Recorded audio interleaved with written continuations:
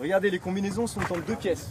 En prenant leur équipement, ces camionneurs pensent évidemment à l'accident survenu en Corse hier. Mais aucun ne s'en inquiète. C'est pas forcément lié à la sécurité, d'après ce que j'ai lu en tout cas, j'ai pas tout lu. Mais... Donc après, j'ai pas eu plus peur que ça.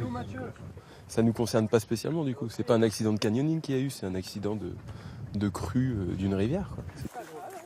Une ambiance de vacances décontractée, mais le groupe est limité, pas plus de 10 personnes.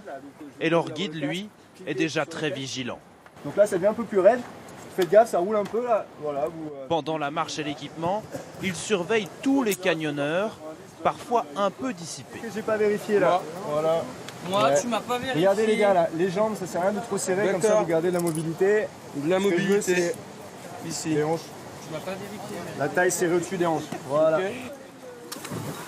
Une fois à l'eau, les derniers conseils de Vous allez sécurité. voir le granit poli par l'eau, avec des petites algues comme ça, là c'est une patinoire. Ok, moi j'ai des chaussures qui sont faites pour le canyoning, pas vous. Puis le groupe s'enfonce dans la vallée pour un enchaînement de cascades, de toboggans et de descentes. Et malgré les précautions, le risque zéro n'existe jamais.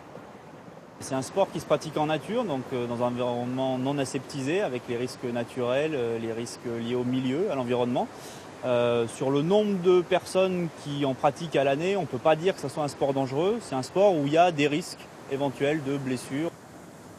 Les accidents mortels en canyonisme sont heureusement rarissimes, seulement 1 ou 2 par an en France. Et ici, dans les gorges du Chassezac, juste derrière moi, plus de 400 personnes les empruntent chaque jour en été.